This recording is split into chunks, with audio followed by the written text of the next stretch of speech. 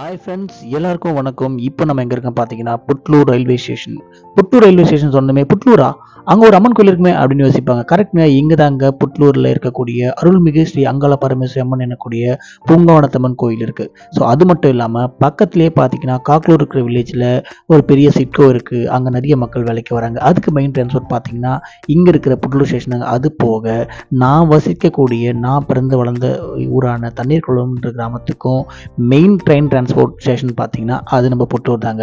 So இப்படி எங்களோட வாழ்வியலில் ரொம்ப கலந்த ஊரான ஒரு கிராமம்னு பார்த்தீங்கன்னா அது புட்லூர் தாங்க.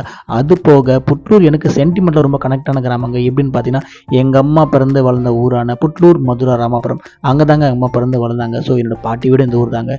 இந்த ஊருக்கு எனக்கு நிறைய கனெக்டிவிட்டி இருக்குது. ஸ்கூல் டேஸில் நான் இந்த ஸ்கூலுக்கு போனதும் சரி இந்த ஸ்டேஷன் தான் போயிருக்கேன். காலேஜ் டேஸ்லேயும் ஸ்டேஷன் தான் யூஸ் பண்ணி போயிருக்கேன்.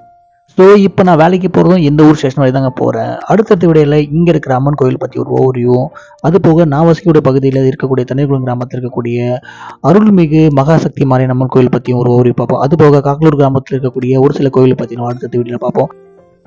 ஒருவேளை இப்போ தான் நம்ம சேனல் நீங்கள் பார்க்குறீங்க அப்படின்னா லைக் பண்ணுங்கள், சப்ஸ்கிரைப் பண்ணுங்கள், மறக்காமல் பெல் ஐக்கானை டிக் பண்ணுங்கள். அது போக உங்கள் ஃப்ரெண்ட்ஸுக்கும் ஷேர் பண்ணுங்கள். தேங்க்யூ ஸோ மச் ஃபார் வாட்சிங். தேங்க்யூ.